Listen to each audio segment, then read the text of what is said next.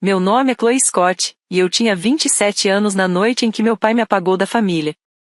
Não foi uma discussão, não foi uma bronca, foi como se eu simplesmente deixasse de existir para ele. Ele estava no meio da sala impecável da casa dele, apontou para o menino pequeno e em silêncio segurando minha mão, e disse que eu tinha escolhido um estranho quebrado em vez do meu próprio sangue. Depois, empurrou um envelope pela mesa como se estivesse demitindo alguém. Dentro estavam cópias de todas as contas em que ele já tinha me ajudado, todas as promessas que agora ele estava retirando, todas as portas que ele estava fechando na minha cara. Ele disparou: "Você é louca. Você nem consegue cuidar de si mesma. Não volte implorando quando essa criança acabar com a sua vida." O menino apertou meus dedos uma vez, sem força, só o suficiente para eu entender que ele tinha escutado mais do que todo mundo ali imaginava. Eu não gritei. Eu não implorei. Peguei a pasta de adoção, virei as costas e saí enquanto meu pai ainda gritava atrás de mim. Ao amanhecer, eu já tinha 32 ligações perdidas dele. Eu ignorei todas. Às 8h14 da manhã, um SUV preto parou em frente ao meu apartamento. Um homem bem vestido desceu, acompanhado de 2 seguranças, segurando uma foto do menino dormindo no meu corredor. A voz dele tremia quando ele perguntou: "A senhora é a mulher que ajudou meu filho?" Eu só acenei. Meu celular tocou de novo. Meu pai. Deixei tocar. E antes de eu te contar o que ele disse, e o que aconteceu depois que eu saí de lá, me diz: que horas são aí agora? De onde você está assistindo? E como está o clima? Quero ver até onde essa história vai chegar. O nome do menino era Liam Carter, e durante 3 meses todos tinham tratado o silêncio dele como um vazio, quando na verdade era uma linguagem. Ele não falava, mas observava tudo. Sabia exatamente onde eu guardava as pilhas extras do abajur dele. Encostava 2 toques no meu pulso quando alguém chegava perto demais. Dobrava a ponta de um guardanapo sempre que estava tentando não chorar. A primeira vez que eu o vi, ele estava sentado no fundo de uma sala apertada de triagem de acolhimento emergencial, com um coelho de pelúcia debaixo do braço e uma pulseira hospitalar ainda no pulso. A assistente social disse que a mãe dele tinha morrido de forma repentina. O registro dele estava incompleto e nenhum familiar biológico tinha sido confirmado. Eu tinha ido lá só para doar casacos de inverno da livraria onde eu trabalhava. Mas saí de lá sem conseguir esquecer a forma como Liam colocou a mãozinha no vidro da porta quando eu fui embora, como se estivesse perguntando se todo mundo sempre desaparecia depois de ser gentil. Eu me inscrevi primeiro como família acolhedora de emergência, e depois lutei pela adoção quando ninguém mais apareceu. Meu pai, David Thompson, descobriu 2 dias antes da audiência final. Ele nem perguntou quem era Liam. Perguntou o que as pessoas iam pensar. David tinha uma empresa de consultoria privada e tratava a reputação como oxigênio. Uma filha solteira adotando uma criança não verbal, marcada por trauma, não encaixava na imagem de sucesso dele. No começo, ele tentou me envergonhar de forma sutil. Depois tentou dinheiro. Depois ameaças. Quando nada disso funcionou, ele apareceu no estacionamento do fórum e disse que faria questão de me ensinar o preço de envergonhá-lo. Eu achei que ser deserdada tinha sido o pior que ele podia fazer. Eu estava errada. No dia seguinte ao de levar o Liam oficialmente para casa, eu o levei a uma clínica de desenvolvimento para a primeira avaliação dele. Eu esperava perguntas sobre terapia, ferramentas de comunicação, talvez algum suporte para trauma. Em vez disso, a recepcionista ficou pálida depois de ver meu nome. Uma supervisora me chamou de lado e disse que uma denúncia anônima tinha sido feita, alegando que eu era instável, financeiramente dependente e que estava usando uma criança com deficiência para chamar atenção. Meu estômago afundou na hora, porque eu conhecia aquele tipo de linguagem.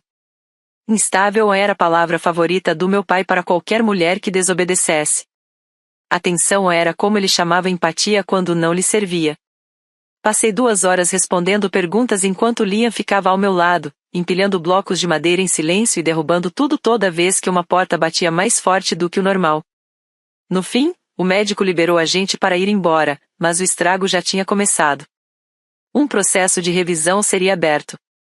Não porque existia prova de que eu tinha feito algo contra o Liam, mas porque alguém tinha falado com convicção suficiente enquanto mentia. Naquela noite, meu pai exigiu que eu fosse até a casa dele.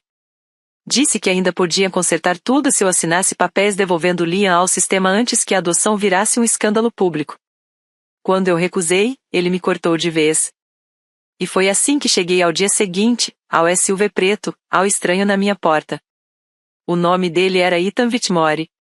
Eu reconheci o sobrenome na hora. A fundação da família Whitmore financiava hospitais, programas infantis, centros de reabilitação, tudo aquilo que meu pai passava anos tentando associar ao próprio nome. As mãos de Ethan tremiam quando ele me mostrou uma foto de Liam ainda pequeno, sentado nos ombros dele, os dois rindo em uma praia que eu nunca tinha visto. A mãe dele desapareceu com o menino depois de uma disputa de custódia. Ele falou com cuidado, como se cada palavra tivesse sido puxada à força da dor. Disseram que eles tinham ido para o exterior. Contratei investigadores por 2 anos.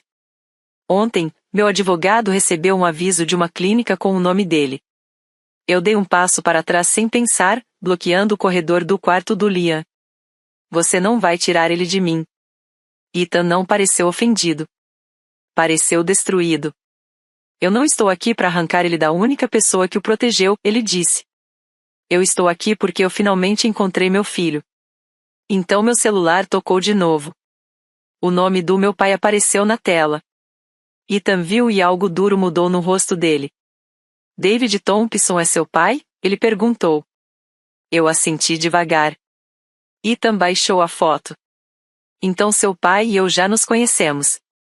Se o sangue abre portas, será que ele também consegue expor todas as mentiras escondidas atrás delas?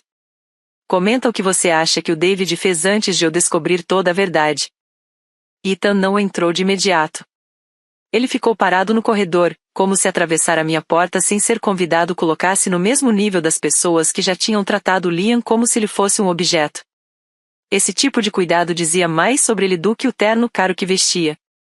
Eu acordei o Liam com calma e o levei até a sala. No momento em que ele viu Ethan, o corpo dele travou. Não era exatamente medo. Era como se ele estivesse preso entre memória e incredulidade. Ethan se agachou no chão, o segurança dele deu alguns passos para trás e colocou a foto antiga no chão, em vez de tentar colocar na mão do Liam. O Liam ficou olhando por quase 1 minuto inteiro. Então ele estendeu a mão e tocou a versão mais nova de si mesmo na foto. Depois levou os dedos até o rosto de Ethan. A boca dele abriu, mas nenhum som saiu. Ethan virou o rosto rápido demais, como alguém tentando não desmoronar na frente dele. Eu tinha passado 3 meses aprendendo o silêncio do Liam, mas naquela manhã eu descobri algo novo.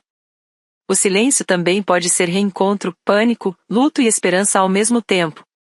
Ethan explicou que o nome de nascimento do Liam era Liam Whitmore. A mãe dele, tomada pelo medo depois de uma disputa de guarda extremamente agressiva, tinha saído do estado com ele. Ethan admitiu que tinha advogados, dinheiro e investigadores, mas nada disso tinha resolvido nada. Nomes falsos, abrigos informais, tudo tinha virado parte de um caminho quebrado demais para seguir. Ele não falou mal da mãe do Liam. Só disse. Ela estava em colapso. Eu devia ter percebido antes. Depois ele perguntou sobre mim, e eu contei tudo. A colocação emergencial, as listas de espera para terapia, o relatório da clínica, a denúncia anônima, e o discurso do meu pai me cortando da família. Ethan ouviu sem me interromper uma única vez. Quando terminei, o advogado dele já tinha chegado com um tablet cheio de documentos. Foi aí que a história deixou de ser só drama familiar e virou algo bem mais sombrio. O relatório da clínica não era simplesmente anônimo. Quem fez a denúncia não quis se identificar, mas o número de retorno no formulário de triagem pertencia a uma linha de escritório ligada a Thompson Strategic Partners, a empresa do meu pai. E pior, na mesma manhã em que levei o Liam à clínica, alguém do escritório dele enviou um e-mail para um contato privado de uma rede de doadores avisando que uma jovem chamada Chloe Scott estaria explorando uma criança com necessidades especiais ligada a uma família de alto patrimônio. Naquele momento, meu pai ainda nem sabia que o pai do Liam era o Ethan. Ele só sabia que existia dinheiro e reputação em volta daquele menino e tentou controlar a narrativa antes que eu pudesse fazer isso. Meu peito ficou frio. Meu pai não tinha me cortado porque me achava fraca. Ele tinha me cortado porque eu não obedeci rápido o suficiente. A advogada do Ethan me aconselhou a não atender mais ligações dele. Deixe-ele colocar as ameaças por escrito, ela disse. E o meu pai fez exatamente isso. Ao meio-dia, ele mandou mensagem. Você não faz ideia do que trouxe para dentro dessa família.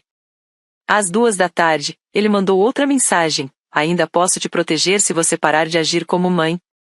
Às 4 veio a mensagem que fez minhas mãos tremerem. Devolve o menino antes que comecem a perguntar por que você quis tanto ele. Ethan leu essa última 2 vezes, o maxilar travado. Ele está tentando te pintar como uma ameaça antes que alguém pergunte por que ele interferiu, ele disse.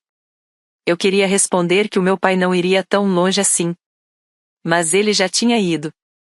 Naquela mesma noite, a agência de adoção marcou uma revisão urgente por causa da denúncia. Meu pai conseguiu transformar a minha casa, minhas intenções e até a segurança do Liam em dúvida.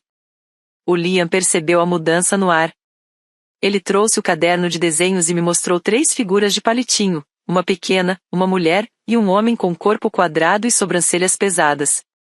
O homem estava desenhado do lado de fora de uma porta vermelha enorme. Embaixo, o Liam tinha escrito uma palavra, com letras tortas e cuidadosas, barulhento. Eu perguntei. Isso é o meu pai? Ele só assentiu uma vez. Minha garganta travou. Meu pai nunca precisou encostar no Liam para machucar ele. Bastou ser alguém que não oferecia nenhum tipo de cuidado, só presença ameaçadora. 2 dias depois aconteceu a revisão. Eu entrei na sala da agência esperando uma assistente social e talvez uma supervisora. Mas o meu pai já estava lá. Terno azul marinho, sorriso de pai enlutado. Eu só estou aqui porque amo minha filha, ele disse antes mesmo de eu sentar. Ela é impulsiva. Não entende o peso de uma decisão dessas. Ele nem olhou para o Liam. Nenhuma vez. Então a porta abriu atrás de mim e o Ethan entrou com a advogada dele. O sorriso do meu pai desapareceu tão rápido que pareceu que a temperatura da sala caiu. Ethan estendeu a mão. Senhor Thompson, ele disse, acredito que o senhor tenha feito denúncias envolvendo meu filho. Foi a primeira vez na vida que eu vi meu pai sem palavras. Mas silêncio nunca foi sinônimo de derrota no caso dele. Era só o começo. Ele se recompôs rápido, como homens assim sempre fazem, treinados para parecerem razoáveis até quando estão distorcendo tudo. Levantou, ajeitou o paletó e vestiu uma preocupação ensaiada tão perfeita que por um segundo quase parecia real. Senhor Whitmore, ele disse, eu não fazia ideia de que essa criança tinha qualquer ligação com o senhor. Minha única preocupação sempre foi a capacidade da Chloe de lidar com uma situação tão delicada. Situação delicada. Foi assim que ele reduziu a vida do Liam a um problema inconveniente. Ethan não levantou a voz. Não precisou. Ele apenas colocou uma pasta na mesa e pediu para a supervisora da agência revisar a linha do tempo. A denúncia anônima tinha sido feita depois que meu pai descobriu que a adoção estava avançando antes do Ethan encontrar o Liam e antes de qualquer preocupação real ter sido levantada por médicos, vizinhos, professores ou assistentes sociais. Os registros da clínica mostravam que o Liam estava limpo, bem alimentado, com vínculo emocional comigo e respondendo bem à comunicação visual. O único risco mencionado em qualquer parte do relatório era o estresse causado por confrontos com muito barulho. Meu pai limpou a garganta e tentou mudar o rumo da conversa. Chloe depende de mim financeiramente. Eu empurrei minha própria pasta para a mesa. Extratos bancários, contrato de aluguel, olerites, o pequeno fundo de emergência que eu tinha construído trabalhando em turnos dobrados e vendendo meu carro. O nome do meu pai não aparecia em nada da minha sobrevivência. Ele tinha confundido controle antigo com posse atual. Quando a supervisora perguntou ao Liam se ele se sentia seguro comigo, a sala ficou num silêncio quase doloroso. Eu coloquei o tablet de comunicação dele na mesa, sem encostar. Ethan observava com os olhos marejados enquanto o Liam digitava devagar. Casa é Chloe? Depois de uma pausa longa, ele acrescentou. Homem barulho não. A supervisora da agência fechou o arquivo pela metade. O rosto do meu pai ficou vermelho. Ele é uma criança. Ele não entende. Ethan finalmente se inclinou para a frente. Ele entende o suficiente. A denúncia foi descartada, ficando apenas sob acompanhamento de rotina, mas meu pai não tinha terminado. No corredor, ele agarrou meu braço com força suficiente para fazer o Liam se assustar. Você sabe o que acabou de me custar? Ele sussurrou com raiva. E aquilo me disse tudo. Não sobre o que eu tinha sofrido. Não sobre o que o Liam tinha passado. Mas sobre o que eu tinha custado para ele. O segurança do Ethan entrou na frente antes que eu pudesse responder. Meu pai me soltou e, em seguida, sorriu para as câmeras do corredor como se o próprio ambiente tivesse traído ele. Naquela noite, a máscara caiu de vez nas mensagens. Ele me acusou de ter encenado a resposta do tablet do Liam. Riu, como se aquilo fosse uma farsa combinada. Depois acusou o Ethan de estar me manipulando. E então veio o verdadeiro motivo por trás de tudo. Eu estava em negociações finais com a Whitmore para uma iniciativa familiar regional. Você me fez parecer instável. Resolva isso. Eu encarei a palavra instável e quase ri. Durante anos, meu pai usou essa palavra como uma gaiola em volta de mim. Agora ela tinha virado contra ele. Ethan ligou depois. Não como bilionário, não como doador, mas como um pai tentando entender como entrar na vida de uma criança sem destruir o único lugar seguro que ela tinha encontrado. Ele disse que iria pedir reconhecimento legal, mas não exigiria guarda imediata. O Liam já perdeu demais, ele falou. Eu não vou fazer ele perder você também. Eu respeitei isso. E, mais importante, o Liam também. Na semana seguinte, Ethan passou a visitar sob supervisão de uma terapeuta infantil. No começo, o Liam ficava atrás da minha cadeira. Depois passou a sentar na frente dele. Em seguida, ao lado. Um dia, o Ethan trouxe um trenzinho de madeira pequeno, daqueles que o Liam gostava quando era menor. O Liam apertou o brinquedo contra o peito e chorou sem fazer som. Eu também chorei, em silêncio, porque a dor não fica menor só porque não faz barulho. Enquanto isso, David mudou de estratégia. Quando as ameaças não funcionaram mais, ele tentou charme. Mandou flores para o meu apartamento. Deixou mensagens de voz chamando o Liam de nosso pequeno corajoso, como se nunca tivesse chamado ele de quebrado antes. Começou a contar para parentes que sempre tinha apoiado minha adoção, mas que apenas tinha sido acauteloso pelo bem da Chloe. Minha tia me encaminhou uma dessas mensagens por engano. Nela, David escrevia: se o Ethan perguntar, diga que eu incentivei a Chloe desde o começo. Isso ainda pode beneficiar todos nós. Todos nós? Ele queria dizer ele mesmo. Sempre quis dizer ele mesmo. Foi aí que a Sarah, do Grupo de Apoio a Famílias de Crianças com Deficiência, sugeriu transformar o nosso pequeno encontro de pais em um evento público de inclusão. O Ethan ofereceu financiamento, mas eu insisti que não podia virar uma história de Salvador rico. Tinha que ser algo da comunidade. Planejamos estações sensoriais, tendas silenciosas, quadros de comunicação, recursos terapêuticos e um espaço de conversa para pais que já tinham sido julgados pelas próprias famílias. O evento recebeu o nome de Toda Voz Importa. David descobriu através de uma lista de convidados de doadores. 2 dias antes do evento, ele me mandou mensagem.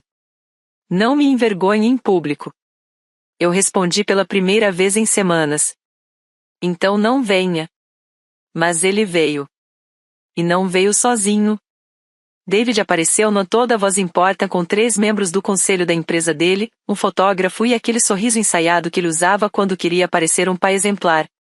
Vestia uma gravata azul clara, que ele chamava de inconfiável, e carregava uma sacola de presente com o nome do Liam escrito em marcador prateado. O Liam ouviu do outro lado do parque e tampou os ouvidos imediatamente, mesmo antes dele dizer qualquer coisa. E aquilo foi a primeira coisa que todo mundo percebeu. Não a minha reação. Não o segurança do Ethan se aproximando. Mas o corpo de uma criança dizendo a verdade antes que qualquer adulto tivesse chance de mentir. Eu me abaixei ao lado do Liam e sussurrei. Você está seguro. A gente pode ir para a tenda silenciosa quando quiser. Ele encostou o tablet na minha perna e assentiu. Mesmo assim, David se aproximou com os braços abertos. Lá está o meu neto, ele anunciou alto. A palavra me acertou como água gelada. Neto. Semanas antes, o Liam era um problema, um risco, um erro. Agora, com o Ethan Whitmore perto da mesa de doadores, meu pai tinha redescoberto família. Eu me coloquei na frente do Liam. Não chama ele assim. David riu, já posando para o fotógrafo. A Chloe sempre foi dramática. Isso ela puxou da mãe. Algumas pessoas deram risadinhas educadas, sem entender o peso daquilo. O Ethan entendeu. O olhar dele endureceu na hora. A Sarah tentou redirecionar a situação chamando voluntários para a estação sensorial, mas o meu pai não tinha ido ali para participar de nada. Ele tinha ido para dominar a narrativa. No meio do evento, enquanto alguns pais estavam reunidos perto do palco pequeno, David subiu sem ser chamado e bateu no microfone. Quero dizer o quanto estou orgulhoso da minha filha, ele começou. Meu corpo inteiro travou. Quando a Chloe trouxe o Liam para nossas vidas pela primeira vez, eu tive minhas preocupações, claro. Qualquer pai amoroso teria. Mas eu a guiei através desses medos. E hoje nossa família está ao lado da família Whitmore, apoiando crianças que precisam de cuidados especiais. Nossa família. Guiei ela. Está ao lado. Cada mentira parecia vestida com sapato polido. As câmeras se viraram na minha direção. David estendeu a mão como se esperasse que eu subisse ao palco e completasse o teatro. Eu olhei para o Liam. O rosto dele tinha ficado pálido. O Ethan deu um passo em direção ao palco, mas eu balancei a cabeça uma vez. Ainda não. O meu pai precisava de corda suficiente para se enforcar sozinho. Uma mãe na plateia perguntou. Então o senhor ajudou a organizar isso? David sorriu. Ajudei a Chloe a entender a seriedade do que ela assumiu. Ele acrescentou, como quem joga uma última camada de veneno com calma. Algumas crianças exigem sacrifícios extraordinários. Nem todo mundo está preparado. Os olhos dele vieram até mim.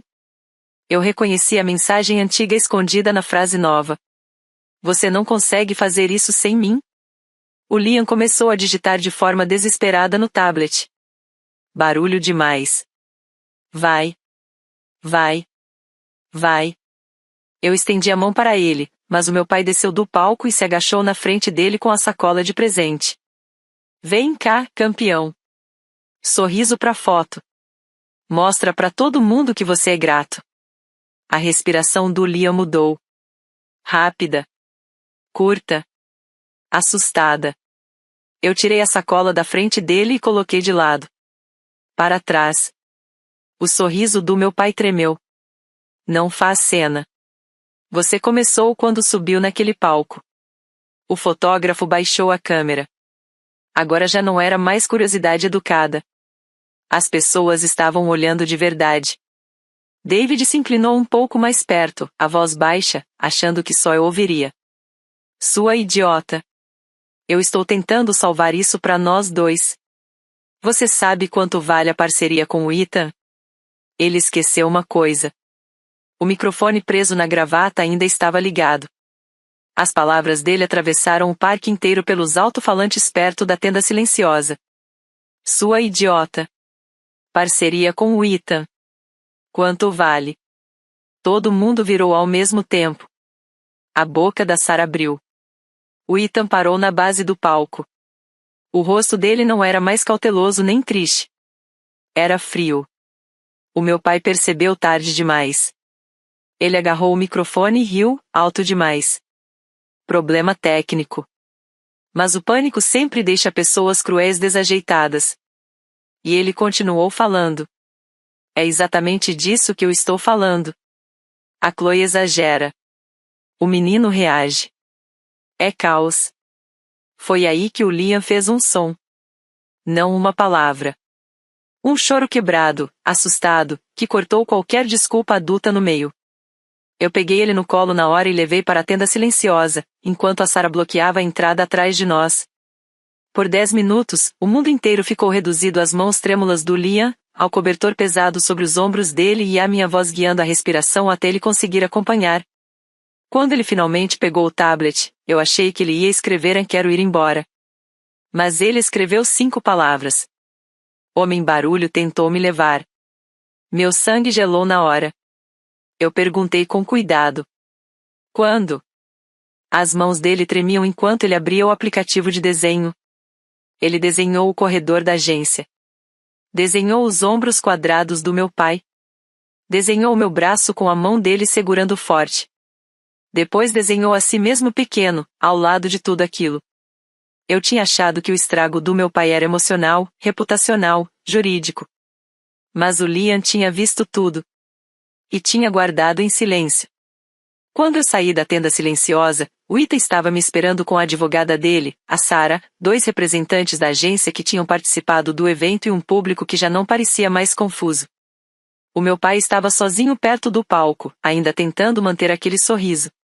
O Ethan olhou para mim e perguntou: "Você está pronta para deixá-lo responder por isso?" Eu olhei para o Liam, que segurava minha manga com uma mão e o tablet com a outra. Pela primeira vez, aquilo não parecia vingança. Parecia proteção.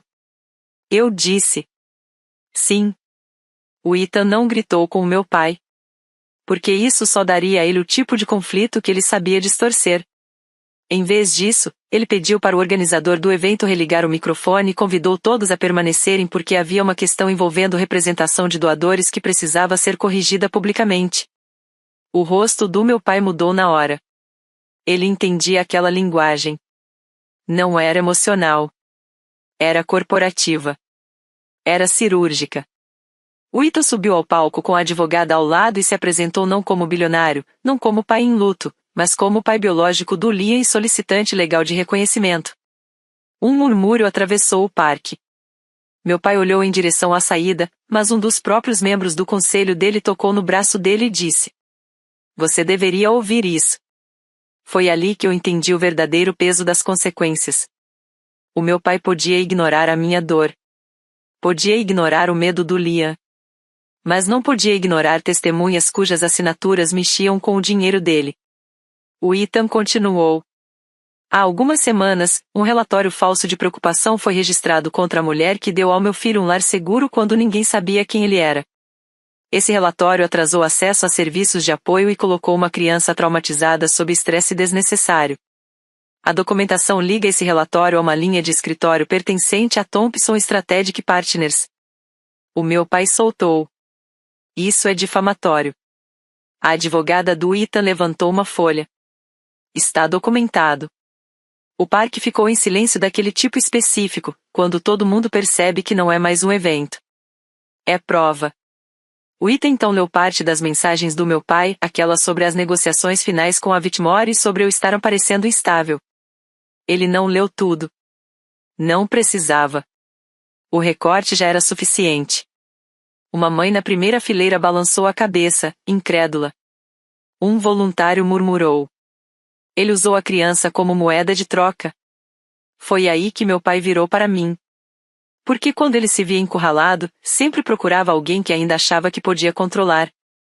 "Chloe, diga a eles que isso é um assunto de família." Eu caminhei até o palco segurando o tablet do Liam com uma mão. Não. Uma palavra só. Mas foi como se anos inteiros de medo tivessem rachado ali. Meu pai baixou o tom. "Pensa bem no que você vai fazer." Eu levantei o tablet até o microfone e deixei a voz pequena e eletrônica que o Liam tinha escolhido ecoar pelo espaço. "Casa é Chloe."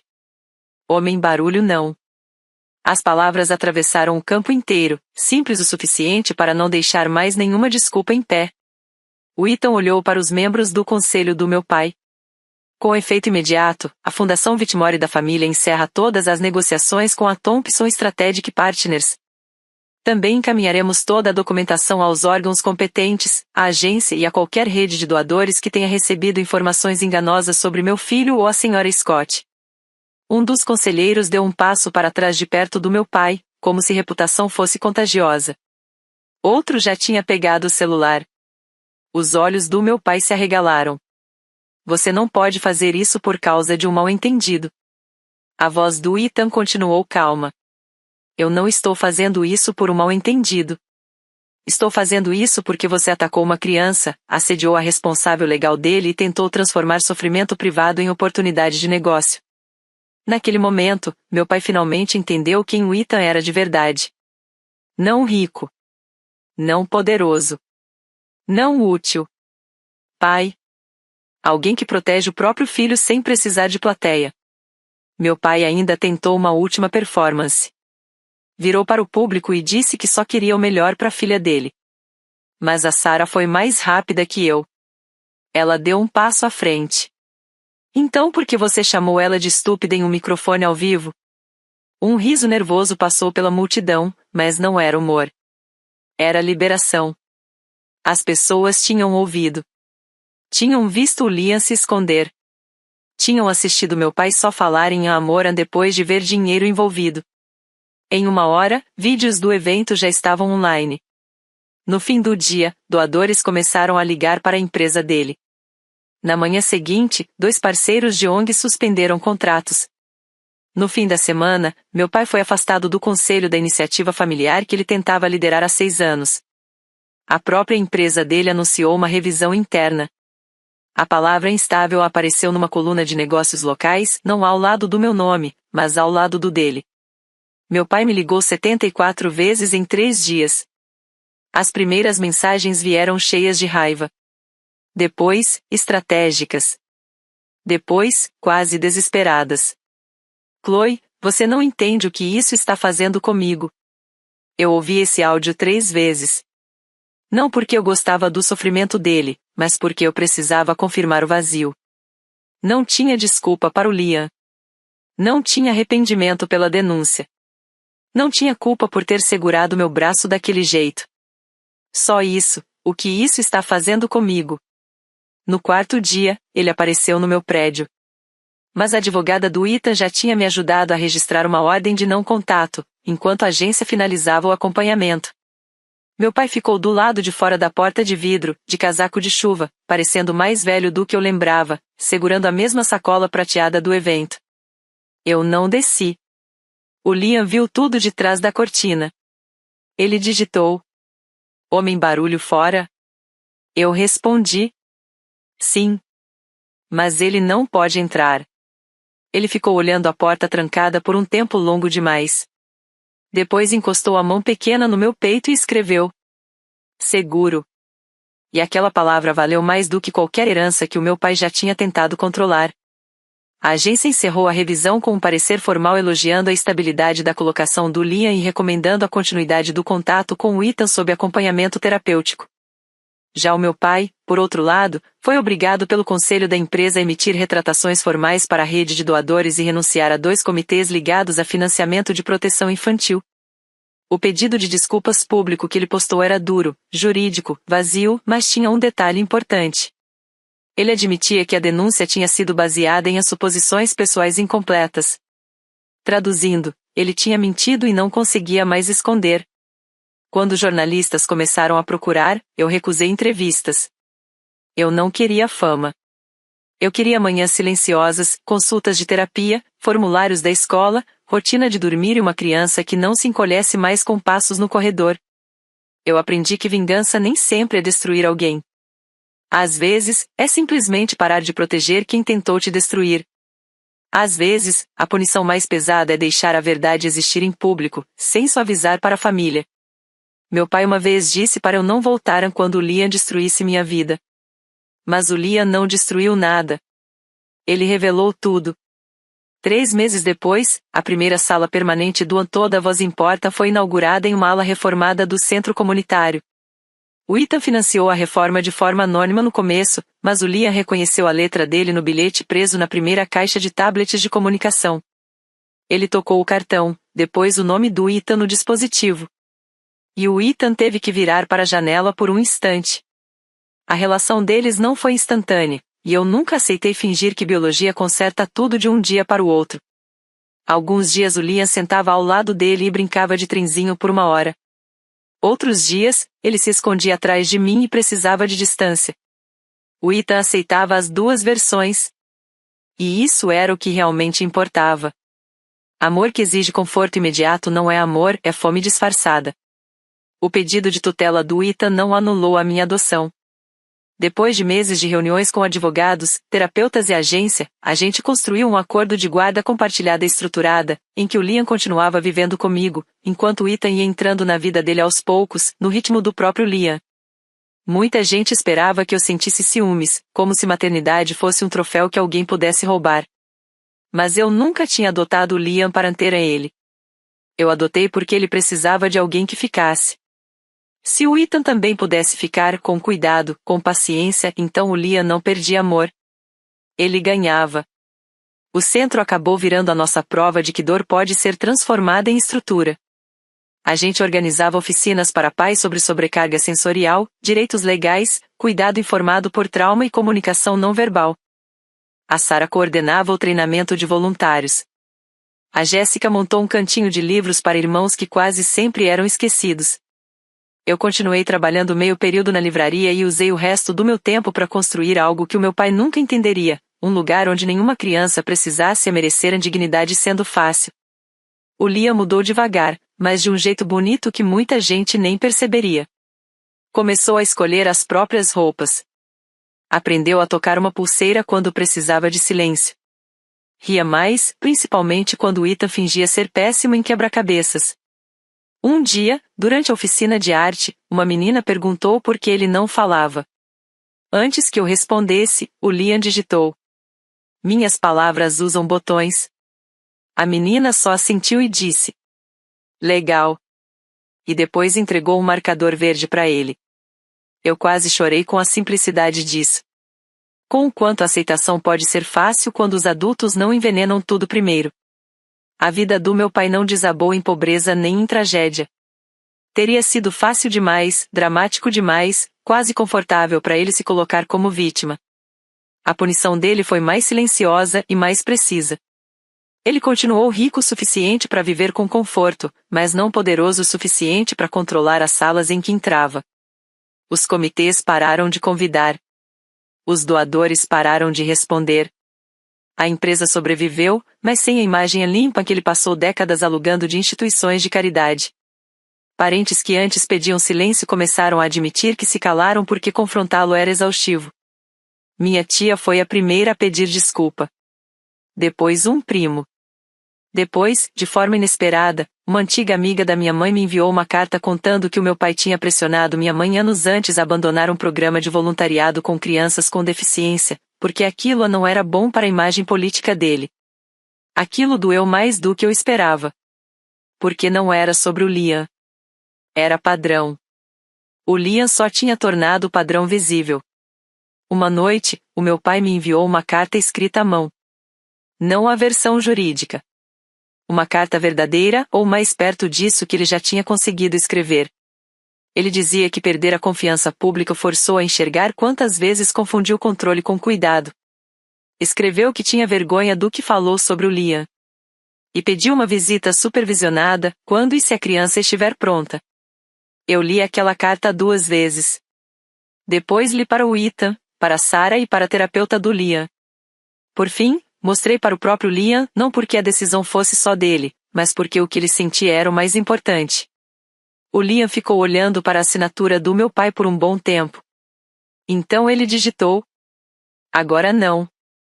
Eu respondi a carta com 3 palavras. Nós respeitamos isso. Pela primeira vez, eu não expliquei além do necessário. Não suavizei limite com culpa. Não escrevi talvez um dia só para aliviar o desconforto de alguém que nunca aliviou o nosso. Semanas depois, na celebração de inauguração do centro, o Liam ficou ao meu lado enquanto o Ethan fazia um discurso curto sobre amor paciente. Não havia seguranças próximos naquele dia. Ninguém precisava performar poder. Famílias lotavam a sala. Crianças circulavam entre tapetes sensoriais e mesas de arte. E um banner acima da porta dizia: "Toda voz importa, até as mais silenciosas." No final, o Liam puxou minha manga. Ergueu o tablet, com o rosto levemente corado de concentração. E o aparelho falou com a voz calma dele: "Mãe, olha." Foi a primeira vez que ele usou essa palavra para mim na frente de outras pessoas. O mundo ficou embaçado por um instante. Eu me ajoelhei, e ele me abraçou forte no pescoço. O Ethan chorou sem esconder. A Sara levou a mão à boca. E eu lembrei da noite em que meu pai me deserdou. O envelope. A ameaça. Eu saindo pela porta com uma criança silenciosa segurando minha mão. Naquela época, ele achava que estava me tirando de uma família. Mas, sem perceber, tinha me empurrado para outra. Uma melhor. Uma escolhida. Uma de verdade. Mais tarde, naquela noite, depois que o Liam dormiu com o trenzinho de madeira ao lado do travesseiro, meu celular acendeu com uma mensagem do meu pai. Eu vi o nome dele na tela. Ele parece feliz. Fiquei olhando para aquilo. Pela primeira vez, não tinha ordem, nem acusação, nem insulto disfarçado de preocupação. Eu não respondi de imediato. Talvez um dia o Liam escolha vê-lo. Talvez um dia o meu pai aprenda a entrar na nossa vida sem tentar reorganizar tudo. Mas perdão, eu aprendi, não é uma porta que alguém arromba só porque finalmente se arrependeu. É uma chave que quem foi ferido decide se quer usar ou não. Virei o celular de cabeça para baixo e escutei o silêncio do apartamento. Antigamente, esse silêncio me assustava, porque eu achava que significava ausência. Agora eu sabia a diferença. Às vezes, silêncio é paz. Às vezes, é segurança. E às vezes é um menino que perdeu a voz encontrando, enfim, um lugar onde ninguém confunde silêncio com fraqueza. Então me diz com sinceridade, se fosse você no meu lugar, você perdoaria o David? Ou protegeria sua paz e deixaria ele do lado de fora?